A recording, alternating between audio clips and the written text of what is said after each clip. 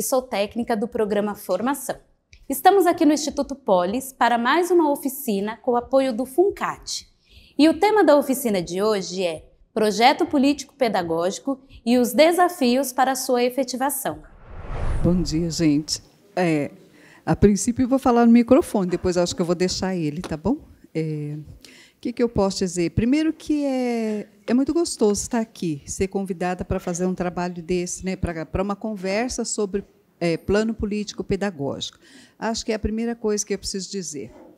Por quê? Porque ele envolve tantas situações que a gente tem que sair da nossa caixinha, que acaba fazendo bem, você entendeu? A gente tem que sair da caixinha para fazer um plano político pedagógico. Então, é algo que é prazeroso falar, embora seja um pouco, né? Assim, eu acho que falar em plano político pedagógico amedronta, tanto é que o tema são reflexões, os desafios do plano político pedagógico, né? Mas é com muito carinho que nós vamos fazer isso hoje. Eu espero contribuir bastante. Eu não sei se vocês estão aqui porque estão construindo um plano, ou porque vocês estão pensando num plano político pedagógico, ou porque alguém está pedindo, exigindo que seja feito um plano político pedagógico. Mas, independente disso, curtam o passeio, curtam a viagem, porque ela é interessante. Eu sou psicopedagoga. Minha pegada mesmo é literatura, eu adoro literatura, mas assim sempre fui empurrada para trabalhar com criança. Eu digo sempre, meu Deus do céu, quantas crianças já passaram, criança e adolescente. Se eu fizer a conta, não tem mais conta de quantas eu já vi, desde que morava em São Paulo e onde eu estou atualmente, né? Então, quando eu saio não, porque eu acho que nunca saí, né? Mas eu fui professora em sala de aula. E eu sempre sentia falta de alguma coisa na instituição que fosse um pouquinho mais concreto, que dissesse o que ela queria com aquele processo educativo, né? E isso foi muito difícil, isso não aconteceu, porque os planos políticos pedagógicos, na época que eu era professora, ele era algo de gaveta, ele não era algo discutido com todo mundo e feito com a participação de todos. Então, era bem, bem complicado. Quando eu começo a trabalhar com alta vulnerabilidade, alguém aqui é de SAICA? Oh, meu Deus, a gente sofre, né? SAICA não é brincadeira. SAICA é alta vulnerabilidade mesmo, né? Tem aquela hora que você precisa parar e pensar que lugar é este, o que nós queremos aqui, para onde nós vamos com tudo isso que estamos fazendo. Foi aí que o pé fincou no chão e, olha, o projeto político pedagógico não é de gaveta, ele é vivo, ele é muito mais do que tudo isso, e essa é a nossa proposta para hoje. Então, assim, é uma proposta de diálogo. A gente vai ter que conversar, ou vocês vão ter que conversar muito. Então, eu vou pedir a gentileza, né? E eu já desliguei meu celular, coloquei aí na bolsa, porque não dá para pensar em projeto político-pedagógico sem olhar para o outro, sem permitir que o outro fale e sem ouvir o outro. O projeto político-pedagógico é algo assim, sabe? Muito vivo, muito orgânico, muito do pensar e do refletir junto, do ouvir o outro, de permitir que o outro fale sobre o que pensa e acha de um determinado assunto. Então, essa vai ser uma pequena experiência para o dia de hoje. Tá bom? Deixa eu fazer uma pergunta. Serviço socioassistencial, são vários, né? Eu já tenho um pessoal aqui que é de SAICA. Tem CRAS aqui? CREAS, ali no fundo. Saúde. Tem ela. Que mais? Os outros? Oi? Ai, que coisa boa. Nossa, a gente está numa discussão lá para uma república que eu vou te dizer, viu? E pessoal de medida socioeducativa também, né, gente? Eu sou de Cajamar, eu saí de São Paulo há muito tempo, né? A nossa rede lá, que eu atuo constantemente, eu atuo com o CRAS, com o CREAS, com a educação, saúde, conselho tutelar. Ali a gente está pelo menos uma vez por mês, a gente está numa briga lá nas mesas, que não é brincadeira, né? Então, são esses os serviços que eu tenho mais contato. Eu sou apaixonada, eu preciso falar um pouco de mim antes da gente começar, né? Você fala que doida é essa que está aí falando um monte de coisa. Olha que bacana, família acolhedora. É que, assim, de onde eu venho, isso é um sonho ainda, não tem.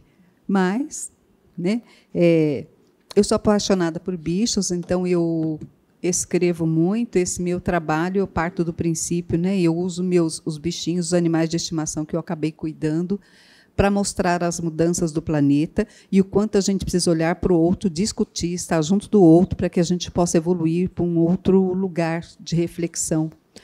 Infelizmente, eu digo, não vou dizer infelizmente, a gente vive uma época em que a pessoa está muito aqui, ó, né? E não é que, Célia, isso é errado. Não tem certo, não tem errado. Eu acho que a gente conseguir uma medida disso. Isso não pode deixar com que a gente perca isso. Eu preciso olhar para o outro, eu preciso conversar, eu preciso estar junto. Né? Então, isso não pode me tirar disso. Então, a gente dá a medida certa para essas coisas. Eu acho que é isso. Aí eu vou pedir, são os desafios para a sua efetivação. Eu não sei, tem bastante gente aqui, mas eu gostaria de saber, assim, acham difícil escrever um projeto político-pedagógico? Alguém aqui tem essa experiência de tentar escrever ou de ter participado de um processo? Ai, 2 moças ali. Difícil? Né? Então, vamos lá. Eu vou propor assim, o que eu entendo que são os 3 desafios básicos e que precisam de uma reflexão para que a gente possa começar um projeto político-pedagógico. Ele tem, assim, não que ele não nasça do nada. Sim, se eu for montar uma empresa, ele pode nascer das minhas reflexões com o meu grupo para montar essa empresa. Mas nós não somos uma empresa. Nós somos uma andança na vida imensa aí. Então, nós vamos abordar... Passa para mim o... será que eu sei lidar com isso? Tá, aprendi já. A gente vai fazer essa reflexão com troca. E nós vamos pensar a história, o grupo e o como. Isso, a história e o grupo como, a gente entende que é a base, gente. Eu estou falando desse projeto político-pedagógico que, de acordo com a minha experiência, eu venho dessa experiência de reflexão e compartilhamento. Então, nós vamos pensar a história, o grupo e o como. E aí a gente vai precisar estar junto. Eu não sei como que vocês estão aqui, né? Eu vejo que alguns grupos estão mais juntos, tem gente que está sozinho, não é? Mas eu precisaria o quê, então? Que vocês usassem o que vocês receberam para a gente começar a brincadeira. É uma brincadeira de muita reflexão mesmo. Se vocês estão juntos, por favor, olha, quem está junto aqui, vocês 4 estão juntas? Não? Eu acho que eu precisaria... Não é que eu precisaria, você pode fazer sozinho, mas eu acho que é mais difícil. Eu preciso que quem veio junto com um amigo esteja junto. Quem seja de um mesmo serviço esteja junto. Tá bom? Pode ser? Então, vamos lá. Quem é do mesmo serviço, já fica junto para a gente começar. Quem não é do mesmo serviço, mas conseguiu uma afinidade, dá para trocar. Recomeçando, gente. Eu vi que tem muito SAICA aqui, então deixa eu falar que eu sou do SAICA Associação Sítio Agar. Atualmente eu sou psicopedagoga no SAICA Associação Sítio Agar, que fica em Cajamar. A gente está em Cajamar, acho que Várzea Paulista e Francisco Morato. É que eu achei tanta gente de SAICA aqui que eu estou me localizando. Agora, outra coisa. Eu espero que todo mundo que esteja sentado se sinta acolhido. O que é se sentir acolhido? É estar junto do outro, poder falar e olhar nos olhos do outro mesmo, para a gente estar discutindo. Não tem quem sabe mais ou quem sabe menos, tem um processo que a gente vai passar por um processo de experiência. Tá bom? E aí eu vou pedir depois que sempre que para cada processo de experiência, um venha e apresente ou fale alguma coisa, e assim nós nos tornamos um pouco mais, eu diria assim, agente daquilo que estamos construindo, tá bom? Então, assim, sintam-se acolhidos no grupos em que vocês estão, para fazer esse trabalho, conversem, se coloquem, ouçam. A primeira pergunta, vamos pensar assim, essas 3 situações dão a base, dão o corpo do projeto político-pedagógico. A primeira pergunta que eu vou fazer para você é qual a história do serviço ao qual você pertence? E o que vocês sabem dessa história? Qual é a história do serviço ao qual vocês pertencem e o que vocês sabem dessa história? Se o serviço é o mesmo, troque. Se for um serviço CREA, gente, a história quer dizer, cada um vai olhar de um jeito, mas a história não é muito diferente. Então, assim, qual é a história desse serviço que eu faço parte, o que eu conheço dessa história? E aí eu vou dar para vocês, assim, uns 15 minutos, pode ser? Para pensar sobre? Olhem com carinho, discuta. Que história é essa? O que eu conheço dela. Tá bom? Vocês têm 15 minutinhos.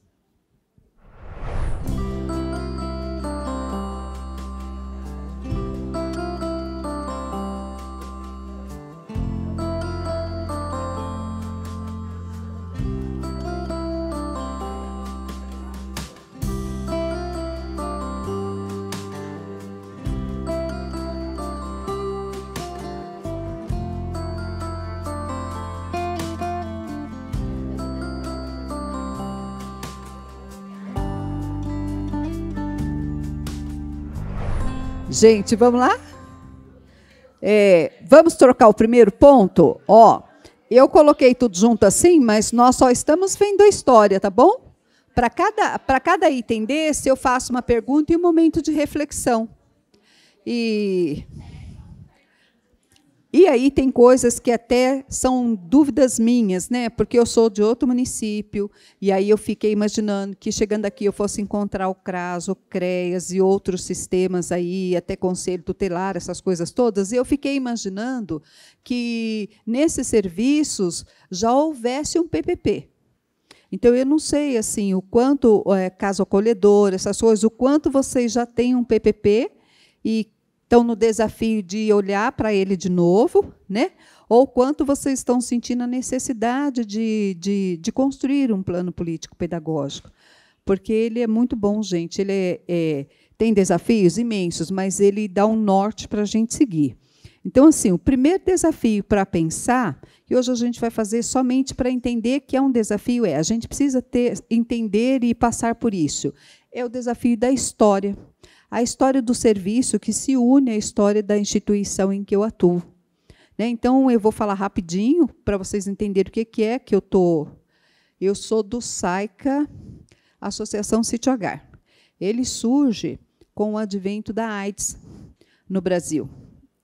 Imagina, eu era adolescente, hoje não sou mais, faz bastante tempo, então ele surge com o advento da AIDS, gente, e foi uma loucura, porque eu me lembro, estava assim, em plena adolescência, quando a AIDS surge nesse país, e quem está aqui mais ou menos tem uma idade próxima, há de se lembrar que não foi fácil. Então, o país, a área da saúde, a área sanitária, ela não sabia, e não tinha como lidar com isto. Então, o que aconteceu? A instituição que eu trabalho, ela é de cunho religioso do catolicismo. O Frei Antônio, que deu origem à instituição, ele atuava nas comunidades de Perus. E ele atuava lá. Quando isso acontece, ele ajudava as famílias, e essa coisa toda que as igrejas costumam fazer. Com o advento da AIDS, os bispos em Brasília solicitaram que esses missionários que estavam atuando nos diversos pontos do país se organizassem para atender as pessoas vítimas do HIV. Porque não tinha como, gente, não tinha. Vocês são jovens demais, falar disso é até estranho, mas não tinha atendimento, porque não se sabia qual era o remédio, nem qual era a origem disso tudo. E é aí que surge a Associação Sítio Agar. A origem religiosa do Frei, eu não me lembro agora, mas ele é da Holanda. A Holanda, então, entra nessa história e aí ela resolve ajudar esse pessoal aqui do país, e aí o Frei abre, lá em Cajamar, a Casa das Crianças Soropositivas. E, para ser sincero com vocês, até livros de mortos a gente tem lá. Porque foram muitas crianças em situação muito difícil. Só que ele chega lá e as pessoas do próprio município não querem o espaço lá.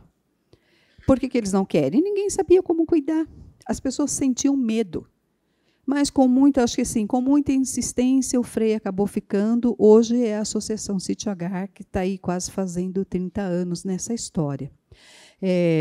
E aí eu vou contando essa história, lembrando um pouco, porque eu ajudei no PPP da instituição e participei de um ano, gente, um ano de reflexão. para a gente fazer o PPP da Associação Sítio Agar. Então, ele não sai de nada, ele tem que ser pensado, eu tenho que olhar para o outro que faz parte do serviço comigo e conversar. Ele é um movimento, sabe aquele corpo que se mexe sempre? Ele é isso. PPP tem que ter gingado, não pode ser algo duro na gaveta, né? Depois, a coisa começou, na verdade, era para atender algumas crianças ali mesmo da região, mas ninguém queria, os outros municípios não tinham como. Então, eles mandavam tudo para lá. E a Associação Sítio Agar recebeu visitas de muitos locais, né? Muitas pessoas de fora do país, devido a desbravar essa questão da AIDS. Ela deixa de cuidar somente do soro positivo quando surgem os retrovirais. Quando os retrovirais começam a aparecer, todo município é obrigado a receber as suas crianças e adolescentes contaminados ou já doentes, okay? Portadores do vírus ou doentes. Quando eles são obrigados, por conta que já tinham os retrovirais, o sítio começa a ter uma demanda menor. E aí a prefeitura aproveita a expertise do sítio e né, faz aí uma parceria para ser o SAICA que somos hoje, né? Então, assim, nós temos uma história, e tem uma história que é da instituição, e a instituição está linkada a uma história do país. Essa rede de serviço, porque a história a gente sempre conta do nosso ponto de vista, do nosso olhar, qual é o olhar que eu tenho para a história. Mas essa história dos serviços mais organizados, como a gente está vivenciando hoje, organizado é uma coisa, funcional é outra, né? A gente não vai questionar as coisas. Mas hoje, se a gente olhar, a gente tem um serviço, né? Pelo menos com nome, com tudo mais organizado.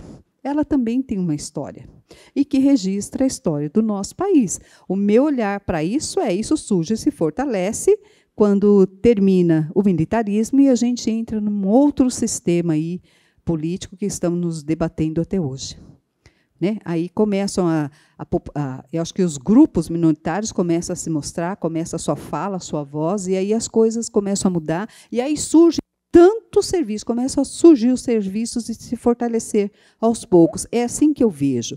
Essa história é importante? Opa, é óbvio. É óbvio que essa história é importante. Ela está no PPP da Associação Sítio Agar, do qual eu fiz parte depois de um ano de reflexão. Essa história diz qual é o chão que eu piso, de onde eu vim, né, e o que eu estou fazendo ali.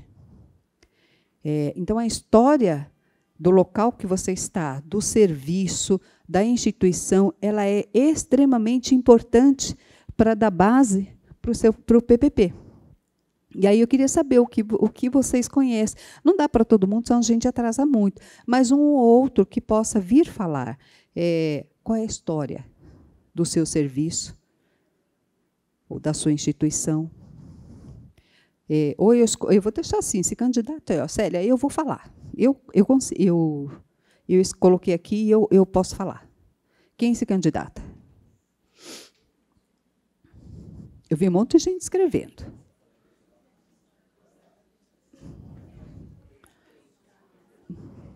Vamos? Vem?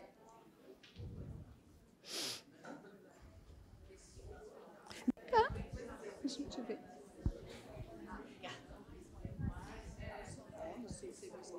Tá bom. Bom dia, eu sou a Patrícia. Hoje eu estou como coordenadora do Serviço de Acolhimento em Família Acolhedora. Eu sou de Indaiatuba, vim com a equipe ali, a Bruna e a nossa pedagoga, assistente social e pedagoga, e tem o SAICA, que também é do serviço, que é da mesma organização que a gente faz parte, né? A nossa organização está há 26 anos em Indaiatuba, interior de São Paulo. Ela nasceu de um desejo frustrado de adoção. Um casal resolveu fazer uma adoção, foi frustrado os caminhos percorridos naquela época, e aí eles se juntaram com um grupo de amigos, e aí eles resolveram, então, cuidar de mais de uma criança com esses amigos. Não bastava para eles cuidar só de uma criança, queriam mais. E aí eles começaram a fazer, então, o serviço de acolhimento institucional, há 25 anos atrás. E, nesse percurso de história, eles foram descobrindo todos os percalços, né? Junto com o ECA, a Constituição, tudo junto ali, né? Foi a ABID, né? Nosso nome é Associação Beneficente Irmã Dulce, mas nós não podemos usar a Irmã Dulce, por conta de uma patente do nome, né, lá da Bahia. Então, a gente abreviou por ABID, Associação Beneficente Irmã Dulce, né? E, então, a gente vem nessa construção, né, junto com o SUAS, né, no desenvolvimento dos nossos projetos. Então, depois que a gente entendeu, antes mesmo de ter toda a tipificação, a gente já tinha entendido que precisava trabalhar com as famílias de origem. Então, a gente, dentro do projeto Acolher, que é o SAICA, a gente criou o projeto Resgate. Aí depois se juntou, ficou uma coisa só. As crianças também iam para adoção e eram devolvidas porque não sabiam comer de garfo e faca, não beijavam os parentes. Então, a gente entendeu que precisava ter uma parceria com o judiciário para preparar esses pais. Então, a gente tem as 6 palestras preparatórias, é a BID que fornece, né? E também a gente tem grupos de apoio para quem está esperando, para quem vai chegar, quando a criança chega, enfim. Aí a gente também trabalha com o preventivo, que a gente foi entendendo que trabalhar só na alta complexidade não estava, né, resolvendo aí, precisava trabalhar no preventivo, então a gente tem contraturno escolar, oficinas de dança. E aí, há 2 anos e meio, então, surgiu o projeto Moradas, que é o Serviço de Acolhimento em Família Acolhedora.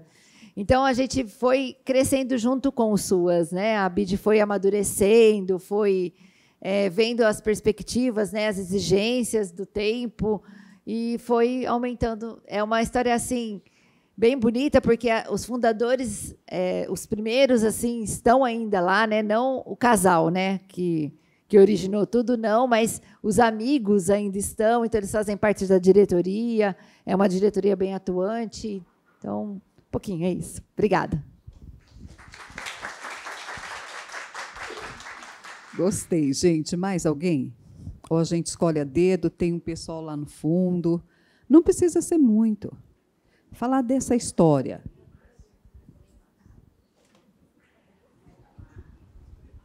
Bom dia a todos. Meu nome é Márcia, eu sou do Instituto DEDS, é um serviço de acolhimento que tem na Zona Norte.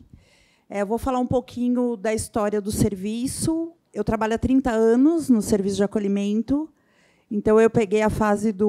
O meu primeiro trabalho foi no orfanato, tinha 180 acolhidos, né? Então, eu venho dessa época do HIV, né, que realmente, em um ano, nós perdemos 7 crianças por conta do HIV.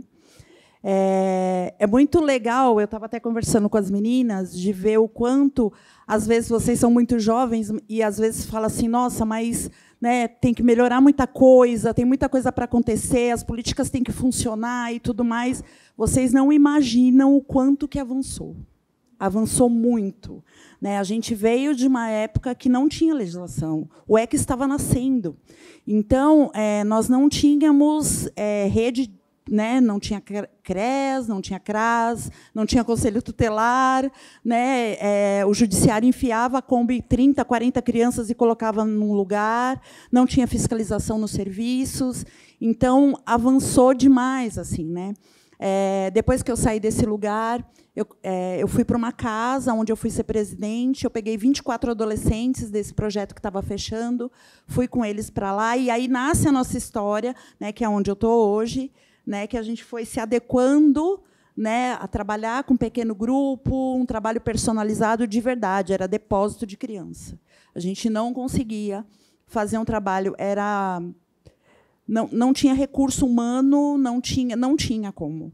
Né? Então, hoje, eu vejo, ao longo da história, né, hoje a gente tem um trabalho muito eficaz na Zona Norte, né? A gente, até por conta da experiência, eu acho que a gente preza muito para os colaboradores, os funcionários que trabalham com a gente, que eles fiquem o maior tempo possível. A gente pensa muito nos afetos, nas relações. A gente tem sucesso no nosso trabalho por conta dos vínculos que são criados com as crianças e adolescentes, né? Eu acho isso primordial e eu acho que isso vem com a experiência, né? Então, hoje a instituição ela se reformulou mesmo, né, para que pudesse fazer da melhor forma, lógico, atendendo toda a legislação, mas eu penso muito no indivíduo, né, do que a gente está fazendo por essas crianças e esses adolescentes, né? Então, nós não somos conveniados, né? Eu tenho a gente sempre trouxe com a gente que o dinheiro é importante da prefeitura, é um subsídio muito importante, mas eu penso que é muito fragilizado à medida que olha para a criança como um número. Né? Então, a Dilma tem uma vaga.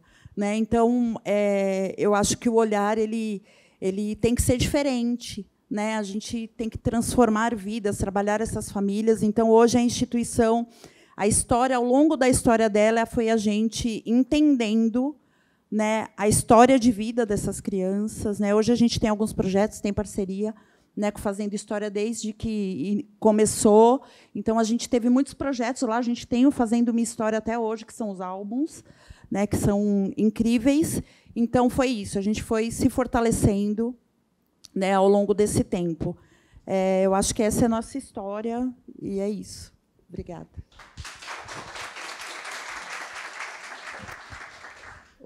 Já troquei aqui, gente. Cada história é bonita, né?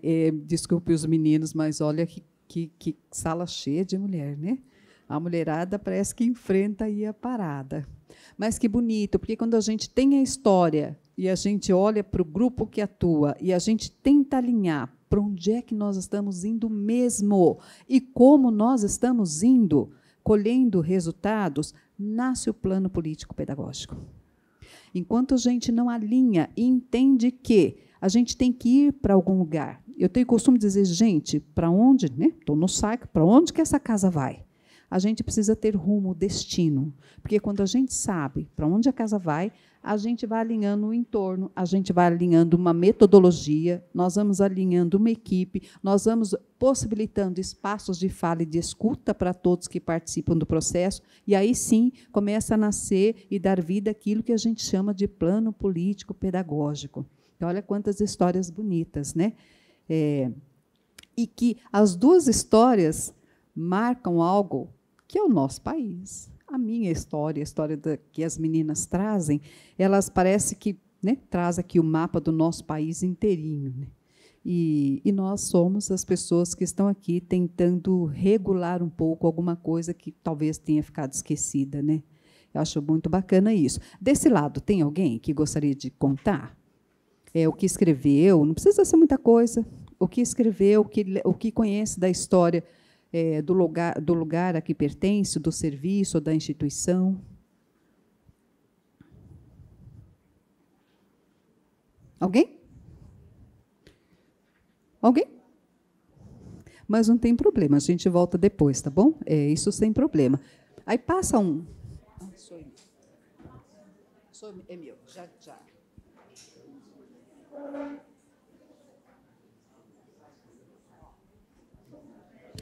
Eu não sei se, nesse pouco relato, porque o que eu vou mostrar para vocês são os desafios. Se nesse pouco relato que a gente fez aqui, que as meninas fizeram, e nessa pequena construção que vocês começaram, deu para sentir isso. Deu para sentir que um dos pontos, nós temos 3 pontos fundamentais. Um dos pontos que é base do projeto político-pedagógico é você conhecer a história do serviço, a história da sua instituição. Porque ela sempre nasce de... Né, nós somos o terceiro setor. Ela nasce de uma demanda social. Aí você é obrigado a olhar para o país em que você está. Você precisa olhar para as leis que dizem respeito àquilo que você está fazendo. Ela nasce disso. Né, o nosso...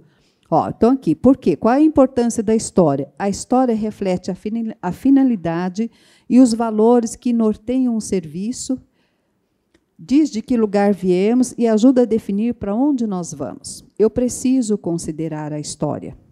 E essa história não considero sozinha, fechada numa sala, eu considero numa discussão com todos que fazem parte do serviço. Desde a cozinheira que está ali até a pessoa que está, né, na direção lá. Eu preciso que todos estejam presentes e participem dessa discussão, cada uma com o seu grau de conhecimento sobre a instituição, sobre aquilo que faz, mas é necessário que todos estejam juntos nessa discussão, que ninguém seja esquecido.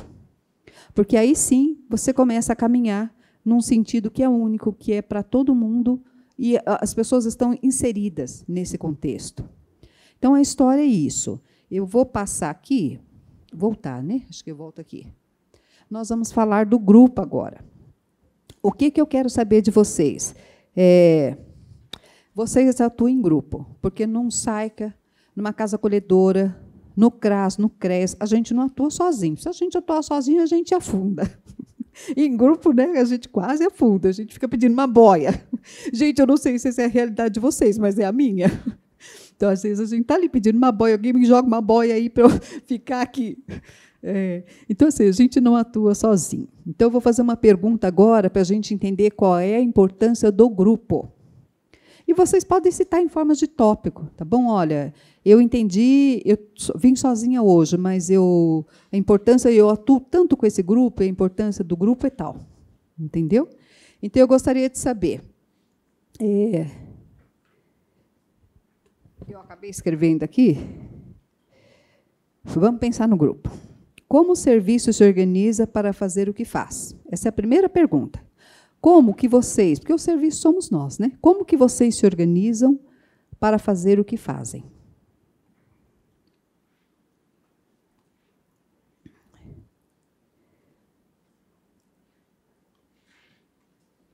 A quem se destina o serviço de vocês? A quem se destina o serviço? E o que vocês querem desenvolver no outro? Como vocês se organizam para fazer o que fazem? A quem se destina o serviço que vocês fazem e o que vocês querem desenvolver no outro? Mais 15 minutinhos? Pode ser? Como se organiza? Porque o serviço nós organizamos, né? O terceiro setor é uma coisa que a gente se organiza nas equipes para estar desenvolvendo. 15 minutinhos.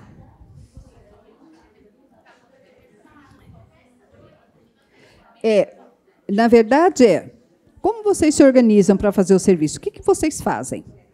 Tá bom? A quem se destina? O que você faz se destina, vamos lá, no SAICA.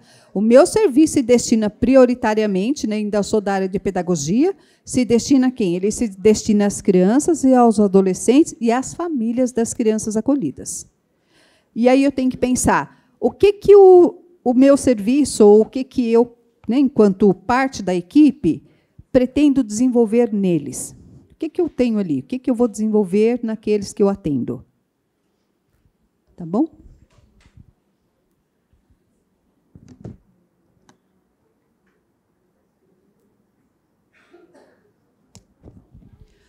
É uma reflexão minuciosa, é como procurar uma agulha no palheiro. Porque, às vezes, a gente faz tanta coisa, e ela, né, essa coluna, a gente nem olha para ela.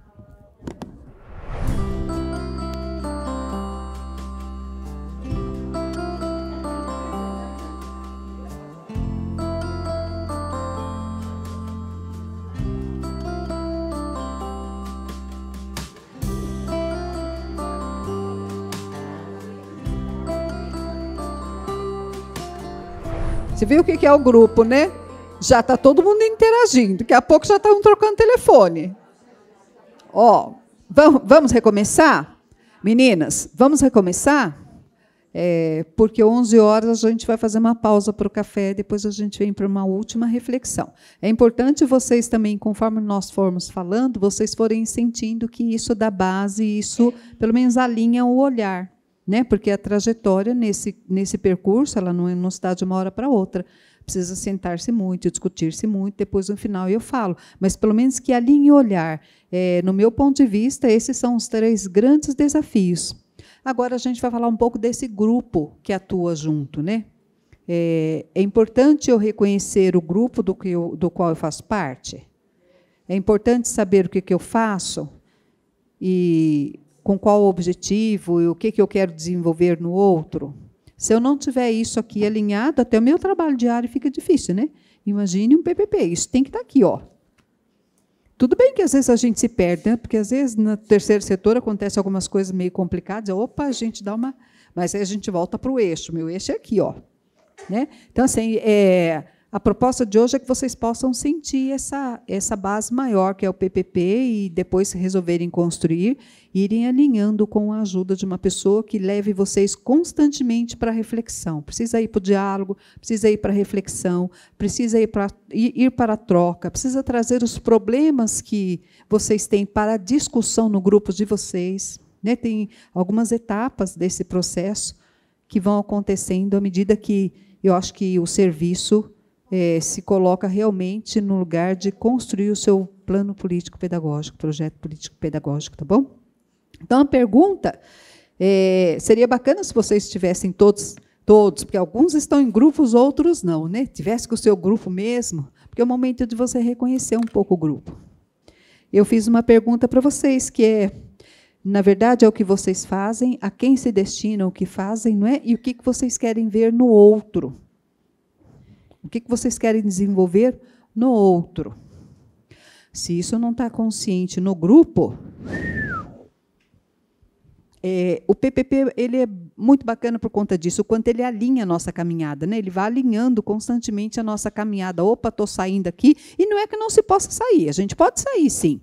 Só que você sair por quê? Será que vamos lá, essa metodologia não está dando certo, então eu vou arrumar outra, vou discutir, não vou arrumar, mas eu vou discutir, eu fiz isso de bacana e deu certo, então eu vou levar, quem sabe a gente vai incorporar, mas ele é importante que ele está aqui, ele te alinha o tempo todo para onde você está indo e como é que você faz por quê, e você faz para quem, o que você quer ver. Então, nesse sentido, ele é muito bacana.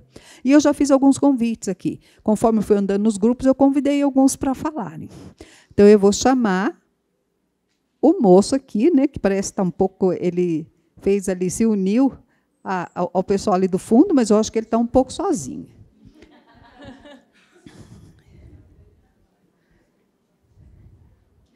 E ele vai falar um pouquinho, tá bom? Se apresente.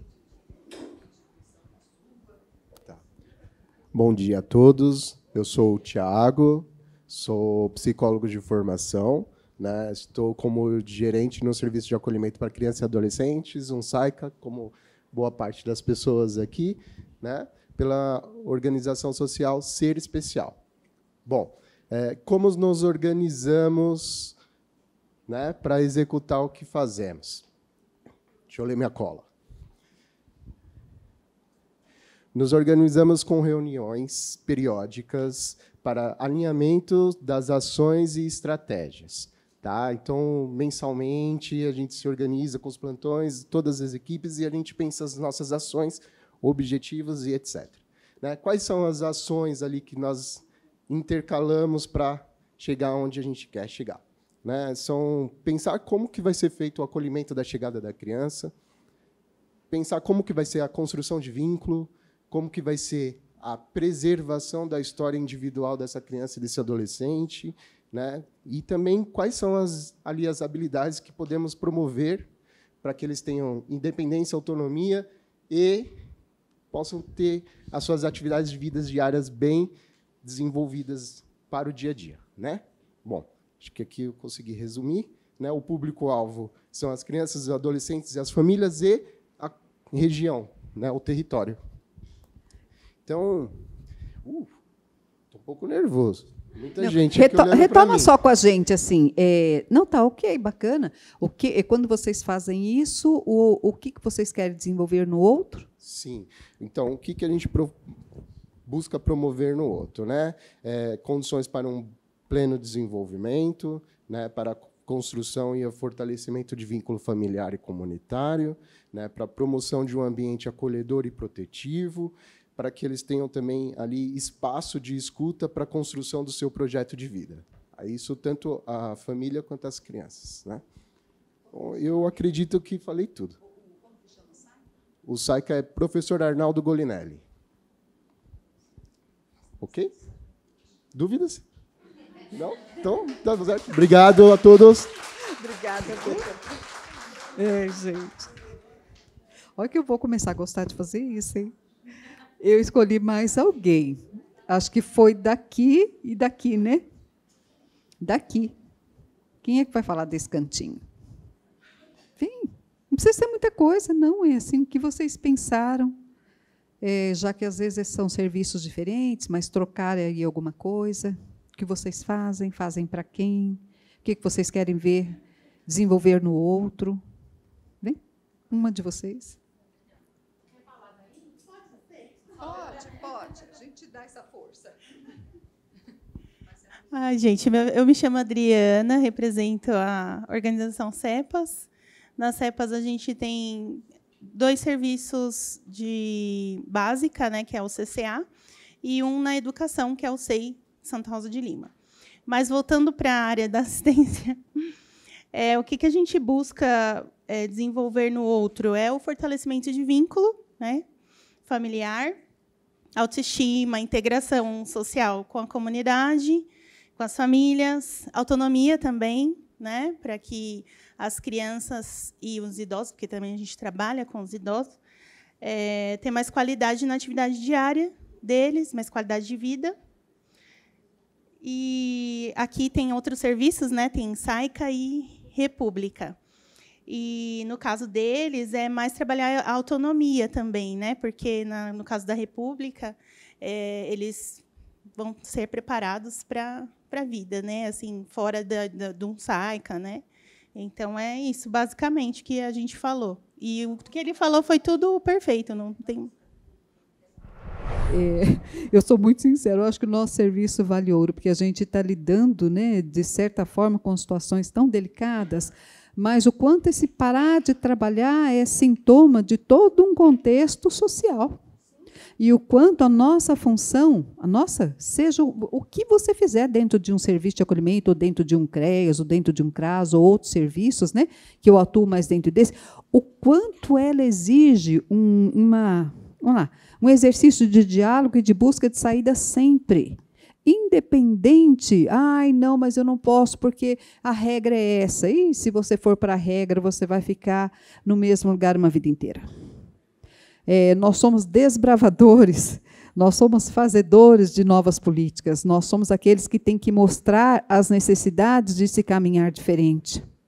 Então, nós é que enfrentamos isso que essa moça acabou de dizer. Quando o meu menino, porque eu também tenho menino assim, pensa que é só você não. Eu tenho um lá de 15 anos que eu sou apaixonada por ele, não leio, não escreve, é uma luta diária com aquele menino que não é brincadeira. E você arruma um emprego para ele, daqui a pouco, hoje não vou não, tia. Você entendeu? O quanto isso é desafiador, qual é o lugar desse menino, quem é esse menino, qual é o lugar dele, como é que eu ajudo ele a estar dentro desse lugar. Então, eu acho que eu dou parabéns para a gente, porque o nosso serviço é desafiador demais. E é muito importante que a gente pise esse chão. Eu não sei se vocês prestaram atenção, eu pedi para que as meninas começassem, eu trouxe 3 músicas, a gente passou 2, né? São músicas que eu só adoro, né? Eu só gosto de literatura, então eu gosto dessas canções assim. São músicas que contextualizam o nosso país. Aqui é o meu país. Me diz como ser feliz longe de meu país. A gente tem que ser feliz aqui nesse país mesmo, gente. Arregace as mangas e vamos para o trabalho sério, porque a gente precisa ser feliz aqui mesmo. Me diz como ser feliz longe de meu país. Não tem como. É aqui mesmo. E eu falo disso com muito orgulho. Eu olho para vocês com muito orgulho, porque eu acho que a gente está nessa construção. E estamos nessa construção, nós temos que saber que somos nós. Né? Porque quando as pessoas falam assim, é algo que me incomodava muito, a mudança tem que vir de baixo. Onde é o baixo? Onde está o embaixo? O que é isso? Como que a mudança tem que vir de uma família que está em extrema vulnerabilidade? Eu vou falar do meu município, de um município, né, que está aí com a drogadição crescente. Como que a mudança tem que vir dali se a família que eu atendo e a criança que eu atendo não tem repertório, nem mesmo para entender as questões que a cercam, as demandas que a cercam? Então, somos nós mesmos que estamos no terceiro setor, que precisamos pisar esse chão e falar por eles. Entendeu? É isso. E, às vezes, a gente não vou dizer, porque as questões, né, de salário interferem muito nisso.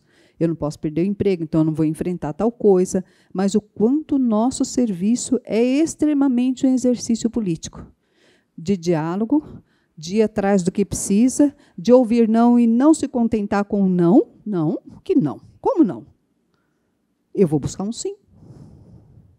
Você entendeu? Alguém tem que me ouvir. de alguma forma. O quanto o nosso serviço é isso, né? E aí você me fala tudo isso, acho que então, assim, é com muito carinho que eu estou aqui hoje, é com muito carinho que eu olho para vocês, porque eu acho que a gente pisa esse chão desse país e, aos poucos, né, teve uma pessoa que veio aqui e falou que parece que a gente não teve mudança, mas a gente já teve muita mudança.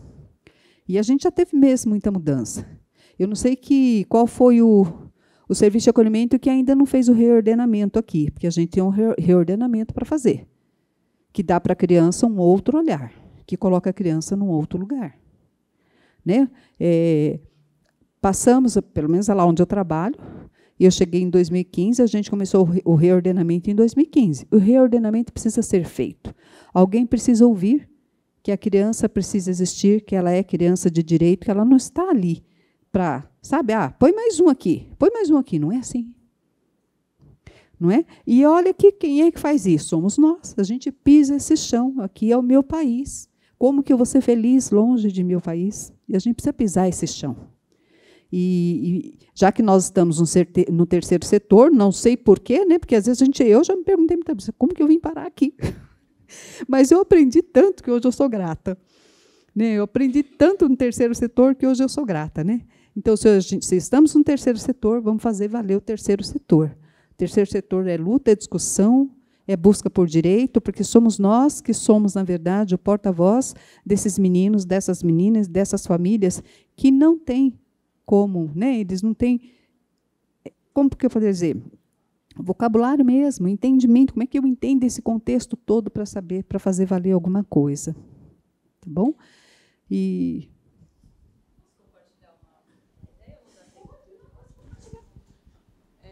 oi, gente, eu sou Isabela, eu trabalho no ICC, Instituto Cristóvão Colombo, que é um serviço de convivência e fortalecimento de vínculos para crianças imigrantes.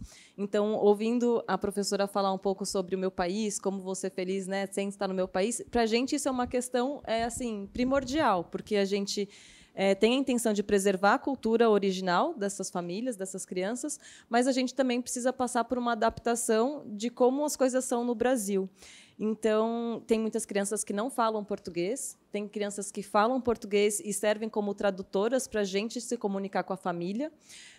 Então, são muitas camadas. Além do serviço do dia a dia, que eu acho que é bastante compartilhado com o que vocês fazem, a gente tem essa camada que é da cultura, que é da bagagem que as pessoas já trazem dos seus próprios países.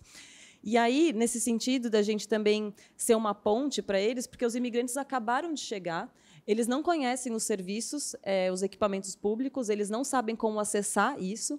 Então, a gente tem essa missão, além do trabalho diário, de fazer com que eles conheçam os seus direitos e não precisem mais da gente daqui a uns anos para fazer essa ponte. A gente tem esse horizonte de autonomia e independência, mas agora eles não conseguem, porque estão morando em ocupações, eles estão com necessidades tão básicas que eles não têm tempo para ficar 3 horas numa reunião de conselho discutindo política pública. Então, eles nos intimam quase, né? Assim, olha, eu preciso de ajuda. Como que vocês vão fazer? E a gente tem uma equipe técnica que é uma assistente social, uma psicóloga para atender 180 famílias. Então, não tem como a gente fazer isso individualmente, né? Então, a gente tenta trabalhar em rede e um dos motivos pelo quais eu estou aqui também é isso, de conhecer as pessoas para a gente fazer isso junto, porque eu acho que não tem ninguém mais trabalhando com migração aqui e a gente se sente solitário um pouco nesse sentido, porque a maioria é só para brasileiros e que já é um trabalhão. Então, a gente tem esse extra, assim, que é língua, cultura, e aí, fazendo a assembleia com os pais, a gente está em preparação para o nosso plano político-pedagógico, então a gente fez primeiro uma assembleia com as crianças para entender o que eles gostariam que mudasse, o que eles querem, né, no ICC. Depois, a gente fez uma assembleia com os funcionários. Depois, a gente fez com as famílias. E agora o próximo passo vai falar com a gestão, né, com o conselho. Mas uma das demandas da família foi que fosse incluído no nosso planejamento de atividades datas importantes dos países de origem. Né? Então, independência do Haiti, tem um dia que só faz comida venezuelana. Então, a gente vai ajustando conforme também os migrantes que vão chegando, né? Para a gente conseguir que eles também... aqui é o país que eles também vão ser felizes, né? Não é só o país deles, eles também podem fazer isso aqui e podem, inclusive, nos ensinar como é que as coisas são feitas lá. Então, quando a gente coloca as crianças venezuelanas para preparar arepa, muda assim o brilho no olhar, eles assim, isso é do meu país, a gente come lá. Então você cria um vínculo, um fortalecimento que a gente só conseguiu assim entender. A gente já entendia a importância, mas quando os pais trouxeram, falaram, não, a gente quer que vocês coloquem no planejamento as nossas datas também. Então, é um ajuste na cozinha, para as cozinheiras que não conhecem a culinária de lá, então a gente tem que fazer esse trabalho junto com elas. Própria dança, né, que a gente tinha antes uma ideia de fazer oficina de dança de balé clássico. E aí eu cheguei, olhei lá e falei, vamos aproveitar as danças típicas dos países, né? Às vezes tem uns pais, as famílias que sabem, por que eles não vêm dar oficina para a gente? Então, essa ideia das assembleias é um pouco para ir coletando também as informações de cada grupo, para a gente construir um plano que seja assim coerente com a situação que a gente tem hoje. É isso. Gente, olha a coisa mais fofa, não é não?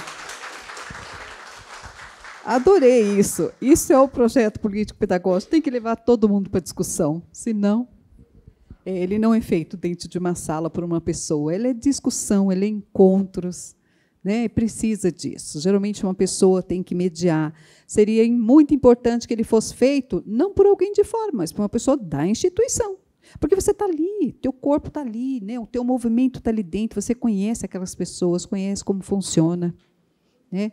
E que lindo, né? Achei muito bacana isso.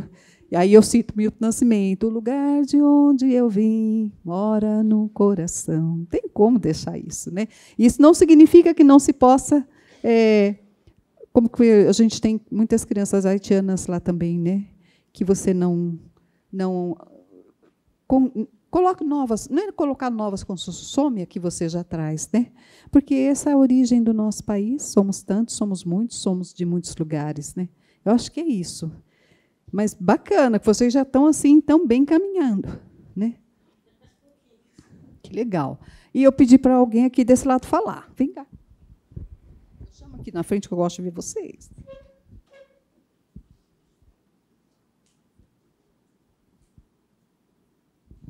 Bom dia. Eu sou a Aline, eu sou gerente da alta complexidade da instituição Ficar de Bem. Nós estamos atuando na região do ABC. Então, lá nós temos SAICA e nós temos também República Jovem. Acho que a gente talvez tenha interpretado um pouquinho diferente das respostas anteriores, mas como nós se organizamos enquanto serviço de acolhimento, sobre os eixos estruturantes do que preconiza as normativas. Parece óbvio, mas da onde a gente veio não é. Porque, como você falou, do reordenamento, a gente vê muitos acolhimentos que continuam ainda na lógica antes da construção do ECA. Né? Então, que só vem criança de tal idade, aqui não, né, não é respeitado os direitos, enfim. E sobre os pilares da educação positiva, né? Que é também um grande desafio, né? Então, a gente estava até brincando. É um diferencial, mas é um desafio, né? Porque a educação positiva ela é uma construção e ela leva tempo para fazer, né? Um efeito realmente educativo e de ressignificação. E essas crianças já vêm, né, com esse repertório comportamental bastante afetado. Então, também é um desafio que a gente enfrenta dentro do nosso município, né? E até os outros acolhimentos acabam criando caso com a gente, porque a gente tenta efetivar realmente o que está dentro do ECA e norteados pela educação positiva do direito da criança e do adolescente como prioridade. E aí, ainda dentro da organização, de forma objetiva, a gente entende dois eixos, né? O eixo da rotina dos educadores e do operacional, que aí é o coração da casa e o que carrega essa casa, junto com o eixo da equipe técnica e gestão. Que tem essa conversão entre esses dois eixos, né, que sempre estão juntos, não tem uma divisão, eles têm que estar muito juntos, mas são dois eixos aí estruturantes. Então, dentro da organização, nós pensamos assim. A quem se destina, né? A crianças e adolescentes e jovens, né, porque nós temos a República também, vítima de violações de direito e risco, bem como suas famílias, né? Então, a gente colocou de uma forma mais ampliada. E o que queremos desenvolver, né? Então, a gente trabalha para romper o ciclo de violência, promovendo a proteção integral dessa criança e desse adolescente e a autoproteção, né? Porque a gente trabalha para essa reintegração, então precisa ser fortalecido, né? Então, às vezes, essa criança veio por uma denúncia, enfim, passa-se o tempo, é construído com essa família, né? Um repertório protetivo, fortalecimento de vínculo, mas ela talvez volte para essa família. E este voltar, ela pode compreender que está sendo desvalidado aquilo que ela disse. Então, é construído essa ressignificação também com ela, né? Dessa autoproteção, de validação do que ela trouxe, mas que está em um outro momento. E com as famílias é poder apoiar na aquisição ou ampliação do repertório protetivo e acesso a direitos e fortalecimento dos vínculos, né? Então, de forma bem abrangente, nós pensamos dessa forma.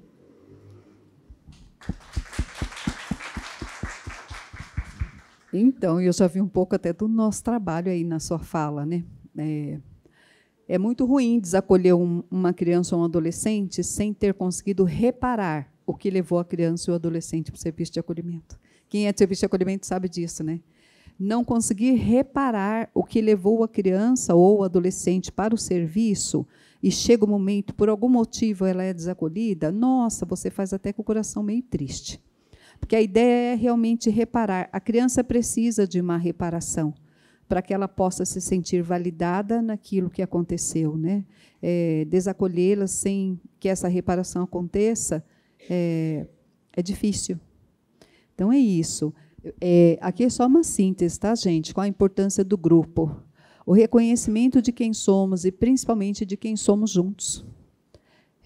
Do que é forte no nosso fazer, do que queremos desenvolver no outro, expressa a filosofia do serviço. Às vezes a gente fica tanto tempo pensando, meu Deus, qual é a filosofia desse serviço? Não, gente. Aquilo que a gente faz junto, né? E o como a gente faz, como eu olho o outro, como eu atendo o outro, como eu faço valer aquilo que conversamos, já está expressa a filosofia do serviço. Não tem lugar que a gente entra, que a gente fala, nossa, o cidadão nem olha para a nossa cara, mal atende. Está expressa a filosofia de serviço. Porque, muito mais do que está escrito, o que não está escrito é o que a gente lê. Então, pensar esse grupo, levar esse grupo para a discussão mesmo, como a moça estava falando, é muito importante. O grupo precisa se conhecer e se sentir junto, saber que ele tem valor, que ele tem opinião, para que ele se sinta validado e parte. O reconhecimento de quem somos, juntos, e principalmente de quem... lá, já está. Do que é forte no nosso fazer. Então, a importância do grupo é outra base de sustentação do plano político-pedagógico. Agora, acho que a gente vai para um café, e aí do café a gente retorna e faz a última parte. Tá bom? Vamos lá, então. Enquanto os outros estão chegando, aí vamos acalmando para a gente dar continuidade, e nós vamos entrar na última questão. Eu não sei se vocês estão conseguindo acompanhar um pouquinho. Eu estou trazendo esses 3 momentos como a base do projeto político-pedagógico, mas, dentro disso, né, é óbvio que há muito o que se fazer. Aqui eu falei um pouco de grupo da casa, né, porque o trabalho tem que ter, eu entendo que ele tem que ter um porquê, uma filosofia, por que eu faço isso e como eu faço isso, já vai dizer qual é a minha filosofia de vida e de trabalho. O complicado é que, às vezes, essa filosofia ela não é minha, ela tem que ser da equipe, ela tem que ser do grupo. Às vezes, é o jeito que a gente faz já expressa a filosofia de trabalho da instituição. Então, estejam bastante atentos. Como é que isso funciona na instituição? Como que as pessoas fazem as coisas ali dentro? Como que ela acontece ali dentro? Porque nisso a gente já observa a filosofia da instituição. Tá bom? Depois a gente volta um pouquinho aqui. Eu vou falar da última coisa, embora nos depoimentos aqui eu já percebi que algumas pessoas trouxeram, que é o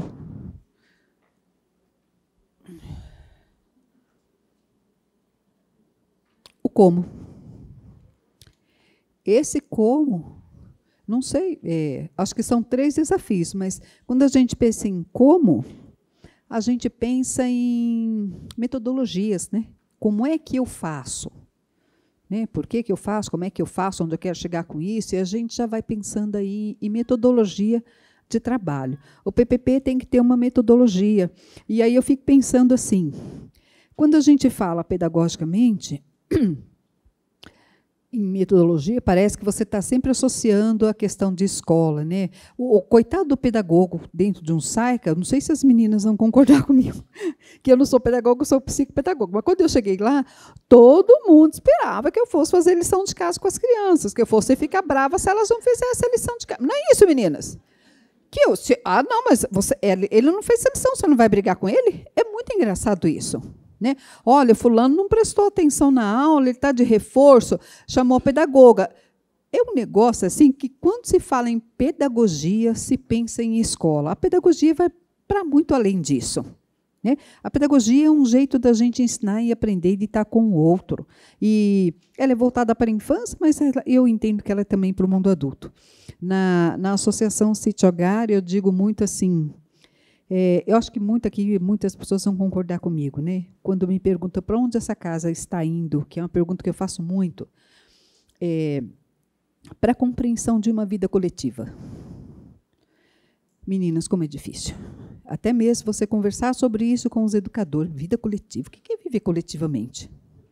O que a gente precisa aprender para viver coletivamente? Entendeu? Como que eu estruturo uma aprendizagem para a vida coletiva? Como é que eu faço isso?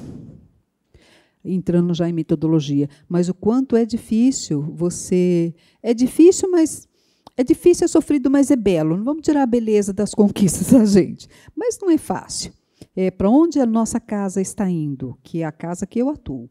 Eu trabalho muito a questão da viver coletivamente. Porque nós somos diferentes, temos as nossas singularidades, mas dentro de um SAICA vivemos coletivamente, e os meus meninos e meninas que estão lá, a gente gerencia alguns, vamos lá, eu vou chamar de habilidades, para que eles entendam que é fora também. Então, a ideia é de que, quando eles saiam, eles também consigam, estejam estruturados nessa vida coletiva, né? Porque muitos ainda saem sem ter, não retornam para a família. Então, onde é que eu vivo? Onde é que eu moro? Quem é o cidadão que está à minha frente? Viver coletivamente é um desafio da humanidade, inclusive. Como é que se vive coletivamente? Mas, assim, a gente vai para o terceiro, para o como, tá? E eu vou fazer, de novo, algumas perguntas. O como, não precisa citar tudo. Sabe assim,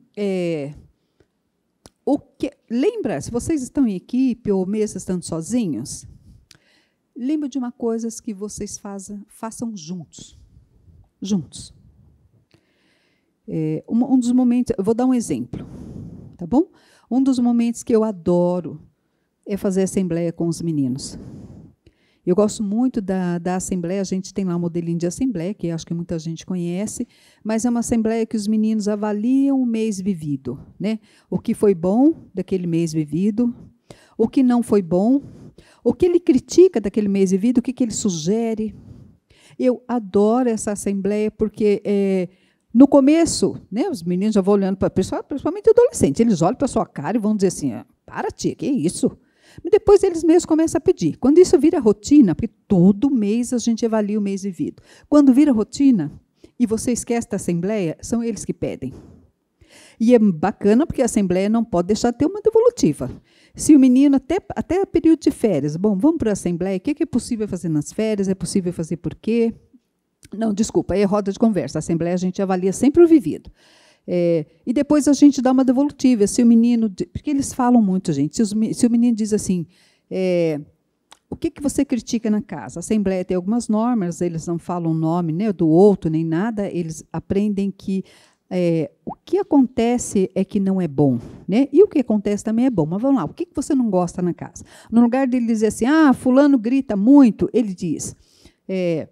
eu não gosto do barulho, tia. Eu não gosto quando alguém grita ou xinga. E aí, é bacana isso. Aí a gente faz o movimento contrário, porque a gente já... Né, você está ali, a sua equipe sabe quem são os meninos. Aí você já faz o movimento contrário, chama as crianças, faz uma roda de conversa, discute toda essa situação. É uma metodologia para que eles entendam as diferenças, mas que eles também vivem juntos, que eles têm voz. Então, tanto a roda de conversa quanto a assembleia a gente usa muito na instituição. com um objetivo, né, gente? Para mim é sempre provocar um senso de coletividade, de tolerância, né? Porque os meninos têm baixa tolerância. Nós temos, imagina, os meninos, para muitas coisas. E aí a gente vai entrar no como. E a pergunta que eu vou fazer é essa. Eu adoro a assembleia porque quando eu começo a fazer assembleia, eu já falo para os educadores, olha, a assembleia está quase acontecendo. Então, por favor, sente com os meninos, eles têm um papelzinho que eles vão escrevendo, e é o momento que o educador troca com ele. E eles chegaram naquele momento em que ele fala para o educador, ou o educador escreve, ele não gostou que a tia fez tal coisa, eles falam. Fica lá no papelzinho, a gente vai discutir depois. É difícil? Como é difícil ouvir, né? Como é difícil ouvir. Mas é um exercício constante, é um exercício que faz com que a gente amadureça. E quando eu vou para a assembleia com os meninos, tem as educadoras envolvidas, participando, tem assistente social que nunca se esquece de estar lá, e ela já chega, porque o que os meninos mais querem saber, tem um pacotinho. O que eu quero saber? E o que eles querem saber? Quando que eu vou embora? É a pergunta que não cala nunca, meu Deus do céu.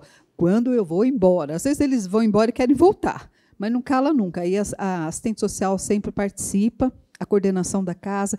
Então, é um momento de troca muito gostoso, que no começo dói um pouquinho, depois a gente aprende que é bom.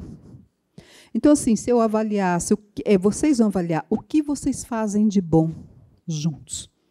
Porque cada serviço, às vezes, tem uma pegada. Nossa, Célia, eu adoro o atendimento que a gente faz com a família. Eu adoro esse atendimento, fazemos eu e assistente social, ele acontece assim, entendeu? O que vocês fazem de bom juntos? Tem mais uma perguntinha. O que precisa melhorar nesse fazer de bom? O que vocês fazem de bom? O que precisa melhorar? E como promover essa melhora ou mudança? Então, foca numa situação só, senão fica muito, né? Às vezes acontece tanta coisa no serviço. O que se faz de bom junto? O que precisa melhorar? E o que você vai sugerir para essa mudança, para que essa mudança aconteça? Tá bom? 15 minutinhos? Bom trabalho a todos. Pronto? Eu acho que já deu. Eu adoro a ideia de vocês discutirem juntos, se conhecerem, trocarem telefone, porque aí vão se fortalecendo. Vamos lá? Gente, já deu. Vamos? Esse é o terceiro eixo para a gente refletir um pouco, tá bom? Que é o como. E aí, de novo, eu separei algumas pessoas, né? O que é que a gente faz bem juntos? O que precisa melhorar? Seria bacana se esse que precisa melhorar fosse até dentro daquilo que a gente faz junto, né? E como que a gente promove aí alguma melhora, alguma mudança dentro disso que a gente faz junto. Então, eu tinha convidado aquela moça para falar. Vou passar.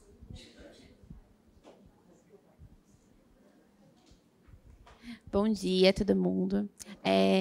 Eu sou a Ariane, eu sou psicóloga e atualmente eu estou na coordenação de um serviço de convivência e fortalecimento de vínculos da Ficar de Bem.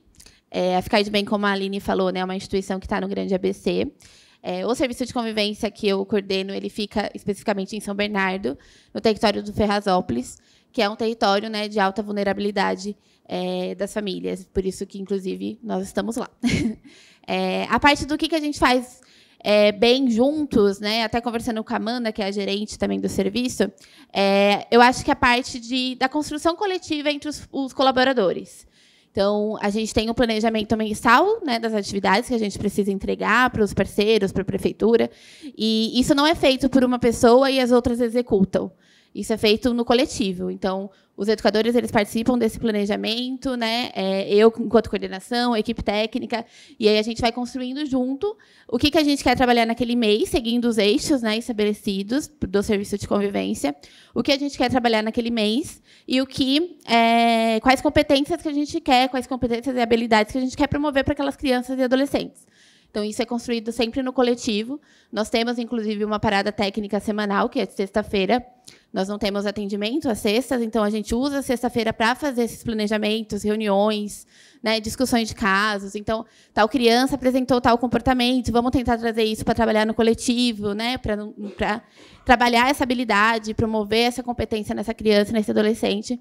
Então, isso é algo que eu vejo que está bastante certo, né, e que promove esse senso de coletivo mesmo e de equipe. Então, não é a coordenação, não é a equipe técnica que constrói o planejamento e o educador vai lá e só executa. É construído coletivamente. O que precisa melhorar, você trouxe para a gente falar, inclusive, disso que está dando certo, né? O que daria para melhorar? Algo que hoje já está um pouco melhor, mas que no começo do ano eu tive um pouco de dificuldade, é de romper com algumas barreiras de nível hierárquico a respeito de conhecimento. Então, às vezes, a equipe técnica tem um olhar de que eu sei mais do que os educadores, e os educadores acabam ficando mais recuados nesse sentido, né? E não tendo voz ativa para propor uma atividade, para pensar e, de fato, contribuir. Então, aos poucos, eu estou conseguindo, né, quebrar um pouco disso e entender que somos pessoas com conhecimentos diferentes, cada um na sua área, mas que todo mundo depende de todo mundo para as coisas fluírem. Então, a equipe técnica não vai conseguir dar conta das oficinas lá 3 horas por dia. Inclusive, já aconteceu e eles chegaram, meu Deus do céu, como que você consegue? Da mesma forma que os educadores não vão conseguir, né, não têm conhecimento, não têm o diploma necessário para executar o trabalho promovido pela equipe técnica. Mas são apenas essa questão de conhecimentos diferentes que a gente precisa juntar nessa hora da reunião. Então, isso era uma dificuldade que eu tinha, sim, no começo do ano, mas que, aos poucos, eu estou conseguindo melhorar isso. De que forma? O que vocês promoveram lá para essa melhora? Uma das coisas que eu fiz para promover, a gente tem a questão também das formações continuadas, né? Inclusive, está no nosso plano de trabalho que a gente precisa promover essas capacitações continuadas com a equipe de serviço de convivência bimestralmente. E aí eu comecei... Existem formações externas, por exemplo, aqui do Instituto Fazendo História, já teve educadores meus que vieram para participar, mas os meses, por exemplo, que não tem nenhuma externa, eu promovo uma capacitação para eles falarem com a equipe. Então, eu pego um educador e falo, o educador tem a formação de Libras. Vamos dar uma formação de Libras para o restante da equipe? E aí ele se apropria disso, desse espaço, de que ele tem também esse lugar de voz. Ele vai lá e fala para a equipe técnica, fala para os outros educadores, e leva esse conhecimento para o restante da equipe. E aí, um outro mês, um outro educador. No outro mês, a equipe técnica. Eu vou revezando, né? Não só, né? Porque normalmente vem isso a equipe técnica vai falar com os educadores, sempre nesse formato. E aí eu quis quebrar um pouco disso de falar, não, os educadores também têm conhecimentos importantes, que às vezes a equipe técnica não tem. Então, ele pode ir lá também nesse lugar de fala, nesse lugar de ensinar algo. Então, isso ajudou, eu acho, a quebrar um pouco disso. Maravilha, gente. Aí, ó. É isso aí, colocar olha que coisa bacana, né? Colocar o outro nesse lugar, que é um lugar de troca. Ele também tem para trocar, coisa bonita, bacana mesmo. Tinha escolhido mais alguém. E, gente, às vezes eu fico olhando, né? Ela me convida para fazer, eu chego aqui, eu escuto tanta coisa boa, tanta coisa já acontecendo, porque o PPP é essa coisa viva, né? O que precisa agora é continuar aí registrando, daqui um pouco ele muda de novo, mas quanta coisa bonita vocês já trazem, né? Nessa construção, né? Eu tenho ouvido coisas assim muito boas. E aí tem aqui do lado de cá que eu pedi para alguém falar também. Pedi, não? Pedi. Vai? Quem se habilita? Acho que as meninas ali do fundo. As meninas estão... Posso falar? As meninas estão com um desafio grande ali no fundo, né? Porque elas estão, na verdade, entrando, né, nesse trabalho de SAICA, nessa compreensão de SAICA, há uns 2 meses, mais ou menos. Mas é bacana vir trocar. Hein? Sim? Hã? Sim ou não? Não? As 3 meninas que ficaram lá no fundão, não querem alguém trocar? O que fazem de bom juntas? Venha.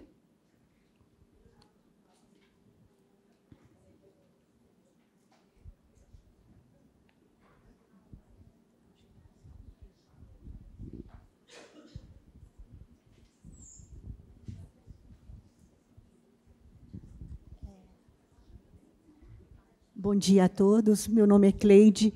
Eu sou assistente social do CREAS, eu trabalho no CREAS de São Miguel Paulista. A minha configuração de trabalho é diferente da de vocês que trabalham no SAICA, mas, pela configuração da Secretaria de Assistência Social daqui de São Paulo, nós somos gestores de parceria. Então, a gente trabalha em conjunto com os serviços, a gente acompanha todo o processo, todos os processos, todos os serviços que são conveniados com a Secretaria, ali de São Miguel, né? E a gente procura fazer um trabalho muito próximo com os serviços. Aqui nós temos 3 SAICAs que estão sobre a nossa gestão, as 3 somos gestoras de parceria. São Miguel tem 7 SAICAs, né? E a gente procura fazer isso. Como fazemos? Eu acho que as meninas também podem até concordar conosco, que é uma coisa que a gente procura fazer mensalmente, é uma supervisão coletiva, né, com os serviços, para a discussão das dificuldades do cotidiano, o que mais está implicando, como que estão as articulações em rede, discussão de casos, a gente tem muitos casos emblemáticos que requer uma visão mais ampla, né, do Estado para o atendimento dessa criança, desse adolescente. A gente faz, eu estou falando da minha prática, do trabalho que a gente faz com o serviço, que é diferente da metodologia de trabalho de construção do PPP de vocês, que é a atuação em campo, né? A gente faz isso, as discussões de caso, prioriza muito o trabalho com família, a gente conversa muito sobre o trabalho que vai ser exercido, que é desenvolvido com aquela família, os acompanhamentos, quais são as dificuldades, a gente provoca a rede para algumas situações, a gente conversa bastante com a rede de educação, de saúde, o Conselho Tutelar, a gente faz bem essa articulação, porque são muitos desafios, né? Eu vou falar da minha realidade. Em São Miguel, nós temos 16 serviços de média e alta complexidade, né? Então, somos 4 gestores de parceria para acompanhar todos os serviços. Deu para entender mais ou menos como que funciona? É isso. Mas é legal, porque nós até comentamos, será que não tem ninguém do CRAS, do CREAS aqui? Que legal, que bom saber. Muito bacana.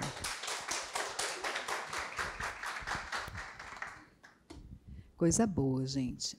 Mais alguém quer fazer essa troca? Posso passar, então? Ó.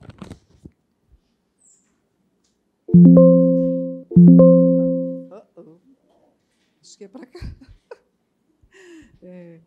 Eu acho que o como, para mim, é o que dá mais trabalho. Porque o como implica em um modo de fazer que vai modificando o grupo como um todo, possibilita olhar resultados, reavaliar ações, pensar o cotidiano, indagando constantemente sobre o fazer. O como implica em metodologia. Porque, assim, às vezes a gente já faz. Eu vi aqui, teve umas falas sobre alguns locais. Bom, a gente trabalha muito com o desenvolvimento da autonomia. Ok, registra isso. Como é que vocês trabalham com o desenvolvimento da autonomia?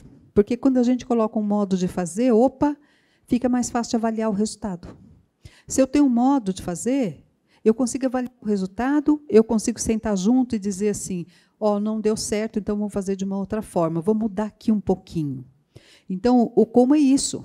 O como tem implícito uma visão de mundo, garante olhar para o outro e possibilita criar estratégias e garantir a caminhada rumo ao objetivo. Então, eu entendo que esses 3 pontos é a base de um PPP. Agora, cada um precisa ser desmembrado de onde, Célia? Gente, o PPP é o que a gente vive diariamente no nosso serviço. É o que a gente vive lá diariamente. A gente precisa ter um olhar minucioso para ver, bom, o que eu vivo? Que lugar é este? Qual é a finalidade desse lugar? Bom, então a gente tem que caminhar para lá. Como é que a gente caminha para lá? A gente precisa se organizar para caminhar? Precisa discutir para caminhar? O PPP é isso. O PPP já está acontecendo na instituição, na vida de todos vocês. Talvez ele não esteja registrado, né? Acho que pensado pouco. E outra coisa que é bonita no projeto político-pedagógico é que ele tem uma visão de futuro. Montar um projeto, a gente só faz um projeto porque a gente entende que quer sair desse lugar aqui para passar para esse. Por isso que a gente faz um projeto. Porque se a gente não fizer um projeto, né, vamos lá, eu fico aqui nesse lugar. Não. Se eu estou montando um projeto, eu tenho uma visão de futuro daquilo que eu estou fazendo. Aquilo precisa caminhar, precisa ter novas etapas. Então, eu saio desse lugar e projeto esse. Talvez, quando eu chegar aqui, bom, aí é um pouquinho mais para cá, mas eu vou caminhar um pouco mais. Talvez, quando eu chegar, eu vou deslembrar, mas eu vou caminhar um pouco mais. O projeto político-pedagógico ele tem que ser dinâmico e ter uma visão de futuridade. Ele não é para dormir em nenhuma gaveta, senão ele perde o sentido. Não é? E tem sempre aquelas pessoas que ficam assim, alinhando os outros. Né? Um projeto político-pedagógico, essa parte eu não falei, porque cada um olha na sua instituição. Ele tem valores. Né? Quais são os valores da sua instituição? Ele tem missão. Qual é a missão da instituição em que eu atuo? Né? Ele tem como que a gente valor, missão e visão. O visão é onde essa instituição quer chegar com isto que ela faz. Né? Onde que ela quer chegar? Porque se a gente não tem um projeto político-pedagógico, e é difícil, conforme a instituição cresce, menino do céu, como é difícil fazer o outro entrar nessa situação. Se a gente não tem um projeto político-pedagógico, as coisas ficam soltas. Você não sabe por que o menino foi para lá. O menino está lá. Ah, fulano atendeu a família. Vai sair, não vai sair? Não, o juiz disse que não é para sair agora. Não, o promotor não quer. Mas você não tem assim uma visão. O tanto que a gente caminhou com aquela família, o tanto que a gente caminhou com aquela criança, a gente caminhou para onde? A gente caminhou por quê? Porque isso te dá um alívio. Então, se você não tem isso, as coisas ficam soltas. E cada um faz o seu jeito. E cada um fazendo o seu jeito, olha quantas cabeças, né? Como nós somos, às vezes, diferentes para resolver algumas coisas. Então, o projeto político-pedagógico ele precisa garantir uma caminhada com resultados. Às vezes, né? Eu preciso falar sempre, quantas vezes nós não sentamos, olha, isso que a gente pensou, vamos um pouquinho diferente, mas ele precisa ser um instrumento que garanta uma caminhada e garanta um olhar para o que deu certo ou não, refazer de novo, por isso que ele é orgânico. Ele precisa, de uma certa forma, incorporar naqueles que estão no projeto político-pedagógico essa filosofia da instituição, o que se quer com isso. Tá bom? E eu entendo que pensar esses 3 eixos é pensar a instituição. E não dá para fazer de um dia para o outro, é devagarzinho. Eu vou fazer umas considerações finais, aqui eu nem sei muito que horas são. Segundo Paulo Freire, o projeto é a marca da liberdade humana de querer transformar a realidade. É a proposta de mudança consciente e intencional. Tem que ter a intenção naquilo que eu estou propondo. Senão, sem ela, os objetivos dos serviços podem não se realizar e os resultados podem ser desastrosos. Não ter uma organização que diga por que a gente faz, como a gente faz, e o que a gente quer que a gente faça, o que a gente quer com aquilo que a gente faz, fica tudo um pouco muito solto. E aí eu estou deixando aqui, quando eu comecei, fui convocada, né, para estar nesse lugar de falar de projeto político-pedagógico, de participar da construção, teve uma pessoa que me falou do paradigma do patriarcado ao paradigma do cuidado, que é um vídeo do Café Filosófico. Eu não sei, aquilo conversou muito comigo. Comigo ele conversou muito no intuito de mostrar o quanto, às vezes, a nossa sociedade está mudando e quando que um paradigma muda. Quando é que um paradigma não serve mais e ele começa a mudar? Né? A gente tem tantos paradigmas que mudaram. Então, assim, eu gostei muito, estou deixando aqui como sugestão para vocês assistirem. Eu dei uma olhada ontem, ele ainda está no ar, embora fosse um pouco velho. Eu estou deixando a teoria da complexidade de Edgar Morin, porque, na verdade, assim, eu fazia muitos encontros para... Nós chamávamos de ponto de descanso, para possibilitar um lugar de fala para os diversos educadores, e eu usei muito a teoria esse daqui, Aprendendo a Crescer em Grupo. E esse, para a leitura, é mais complexo. Mas são 3, se vocês tiverem a curiosidade de dar uma olhada, de ver, acho que são 3 referências importantes para a gente pensar algumas situações que nós vivemos no dia a dia. Eu acho que é um pouco isso. Vou de novo, gente. Projetar algo, pensar para além do momento presente. O problema está aqui, mas como ele vai estar daqui a pouco? Como é que eu vou lidar com ele? Como é que ele vai estar daqui a alguns passos? E são desafios constantes, desafios que a moça trouxe, eu achei muito bacana que ela já veio, né, nessa proposta de, olha, eu estou enfrentando esse desafio. Você colocar o educador no lugar de fala, né, é muito importante, porque todo mundo tem algo para ensinar. Não tem como, todo mundo tem algo para trocar. Então, aqui, desafio, esse é constante. Então, o primeiro passo sou eu que tenho também que me colocar no lugar de quem ouve. Porque, às vezes, a gente não quer ouvir.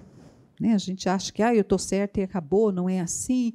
E a gente precisa se colocar nesse lugar do ouvir e de compartilhar com o outro. Incluir a todos um diálogo de construção é muito importante. Promovendo debates e conversas constantes. Reuniões sistemáticas, desafiar a problemática do cotidiano, que são tantas coisas que a gente acha, meu Deus, eu não vou dar conta disso. Desafio, você dá. Não sozinho, vá para o grupo, discuta. Então, como é que a gente lida com isso nesse exato momento? A permanente indagação para conhecer as reais necessidades dos atendidos. É mais ou menos por aí que começa o trabalho, embora a gente tenha falado dele com seriedade, né, ele é um trabalho sério, mas a gente pode fazer num diálogo gostoso e constante sempre, incluindo a todos. E aí eu adoro a presença dela, do CREAS, porque a rede precisa estar com a gente. Se ela não estiver com a gente no diálogo de construção, porque ele parece que ele é tão da instituição, mas ela precisa saber o que a gente faz. Ela precisa saber, a gente precisa compartilhar. Porque se no meu projeto político-pedagógico tem ali uma proposta de desenvolvimento e autonomia com os jovens, tanto precisa saber, a rede precisa saber, a escola precisa saber. Então, é bacana que eles conheçam o nosso projeto político-pedagógico, que eles venham para a discussão. Os meninos precisam ser ouvidos na construção. Então, quer dizer, é importante isso, porque aí as pessoas... sabe assim, até o olhar para a instituição muda. Opa, então ali é o serviço de acolhimento. Opa, então ali é o serviço de acolhimento. Né? Por quê? Porque é um serviço de acolhimento com uma proposta de trabalho. Eu estou falando serviço de acolhimento, que é o lugar que eu atuo, tá bom? Mas isso cabe para a República, cabe para todo. Tem uma proposta de trabalho e de desenvolvimento. Isso é fundamental. Porque aí você não é só um lugar, a República é ali. Não. A República é um lugar que tem uma proposta de trabalho, de desenvolvimento e que atua nesse sentido. Faz muita diferença. E aí você não é só mais um lugar onde as crianças e os adolescentes são colocados por algum motivo. Tá bom? Eu não sei que horas são.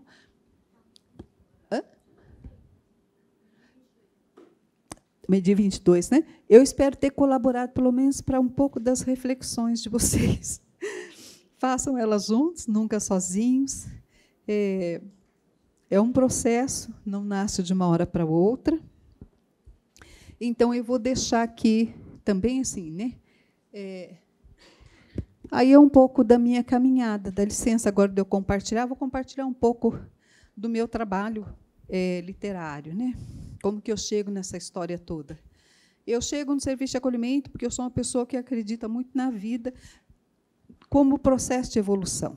É meu isso, né? Acho que está aqui.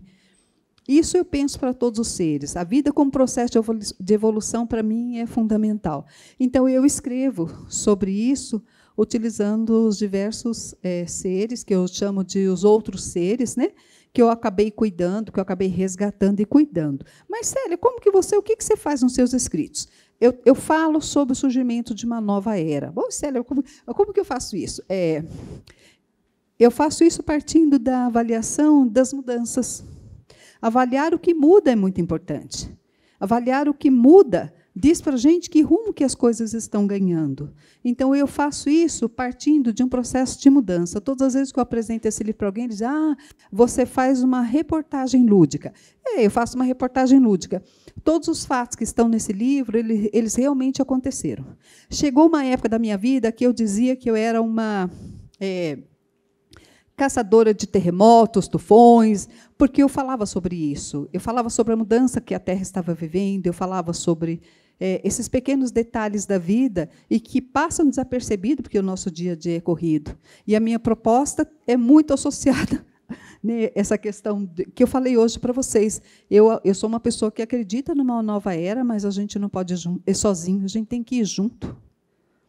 Isso me levou para o terceiro setor. Né? A gente tem que ir junto, não separado. Não se vive só, se vive junto do outro. E a beleza do junto do outro como a moça estava falando, que atende, né, diversas crianças e famílias que vêm. A beleza é a nossa diferença. Quanto a gente consegue viver junto na diferença, isso é muito bom.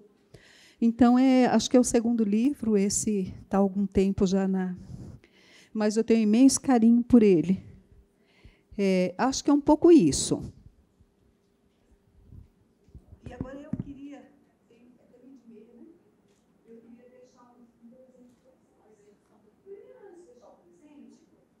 que vocês, assim, alguém que dissesse se o que a gente fez hoje aqui e conversou trouxe novas reflexões. Como que é isso? Mexeu com alguma coisa? Ou pelo menos diz assim, Célia, eu acho que é isso mesmo. Dá para eu pensar. Me ajuda a pensar.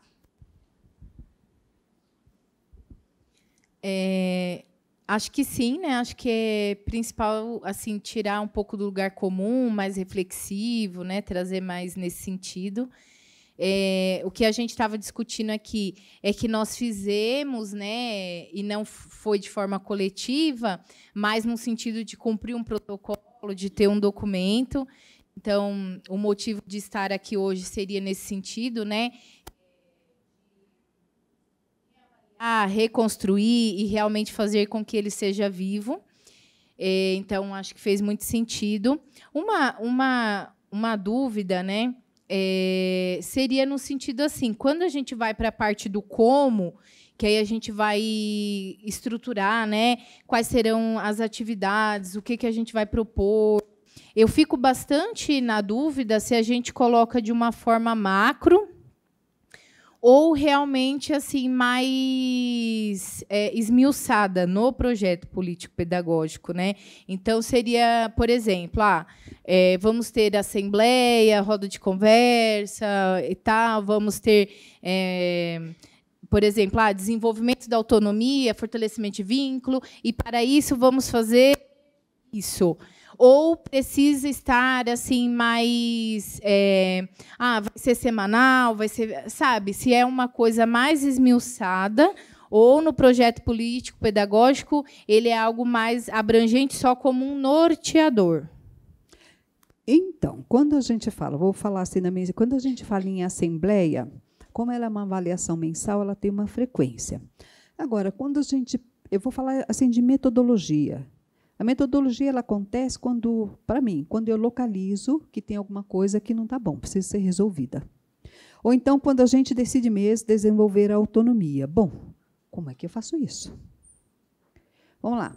Para eu desenvolver a capacidade de fala e participação dos meus meninos, dar lugar de voz para eles, eu uso a assembleia, eu uso a roda de conversa. E como eu faço para desenvolver a autonomia? E aí eu tenho que pensar, eu não sei o que você está dizendo com macro, se é toda, eu tenho que pensar na situação, se eu lido com menino e menina, na situação desafiadora que eu tenho.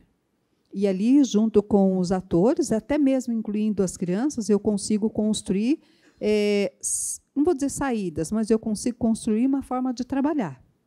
E aí, isso, vamos lá, se é um desafio constante, pode estar no projeto político-pedagógico e pode estar em ação constantemente, entendeu? As rodas de conversa que a gente faz, elas têm que acontecer pelo menos 2 vezes por mês e, se eu não tiver nenhum assunto assim, mas tem algo que é muito bacana. Se tiver um problema assim na casa entre os meninos, a gente para fazer roda. E tem outra coisa. a gente dá voz para os meninos. Não dá para, vamos lá, olha, os meninos, a gente vai entrar no período de férias, então nós vamos sentar com os meninos. É de tanto a tanto. O que a gente consegue fazer nesse período de férias? O que vocês gostariam de fazer? A gente ouve os meninos. Então, isso já faz parte da nossa metodologia de trabalho. O que a gente quer com isso? A gente quer a participação, a fala, a compreensão de que, se nessas férias a gente vai só assistir um filme, é isso que a gente pode fazer agora. Não sei o que a gente vai poder fazer amanhã, mas a gente vai nessa troca que é junto. Entendeu? A minha pergunta seria mais assim, nesse sentido, se realmente a gente descreve a metodologia de tudo que vai ser feito, né? Então, assim, tem coisas que é mais de praxe, então, assembleia, a roda de conversa e tal.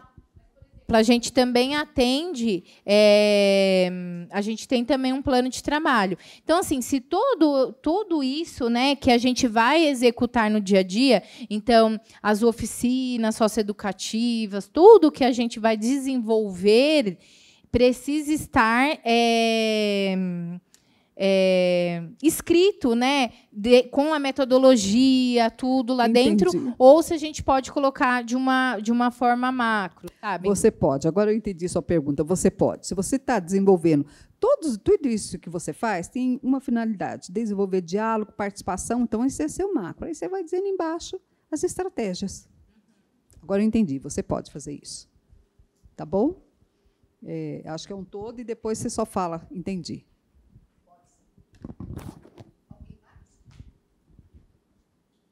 Não? Bom, gente, eu realmente espero que tenha fortalecido vocês, pelo menos assim, né? Opa, então esses são os eixos que eu preciso olhar. Eu vou deixar um presente para vocês. Não é um presente físico. E aí eu vou ter que tirar o microfone para fazer. Eu tenho que um poema que é para quem chega numa fase da vida. E essa fase da vida não é uma fase, uma idade, é um desenvolvimento externo, um crescimento interno. Não vai ter uma fase da vida que eu acho que todo mundo vai se encontrar com esse poema. Eu adoro poesia, eu adoro literatura, eu sei que eu vivi assim. Houve um tempo em que a minha janela se abriu sobre uma cidade que parecia feita de X. Perto da janela havia um pequeno jardim, um cálice seco. Era feito de estiagem, de terra esfarelada, e o jardim parecia novo. Mas todos os dias vinha um homem com um balde e com as mãos ele ia espargindo gotas d'água sobre as plantas. Não era uma regra, era uma espécie de ritual para que o jardim não morresse.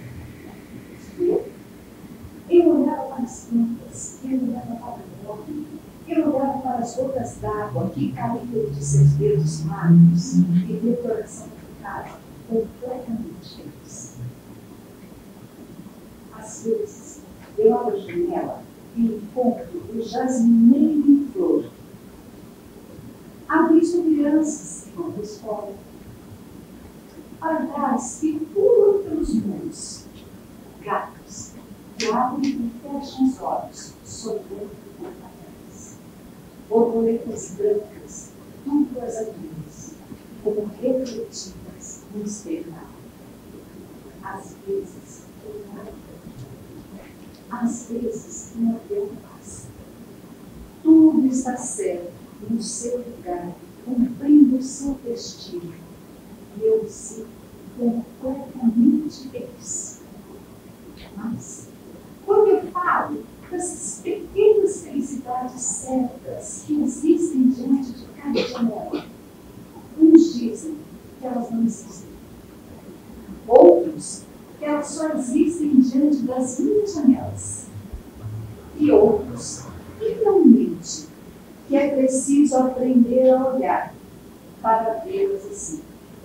A arte de ser feliz, de se ser feliz.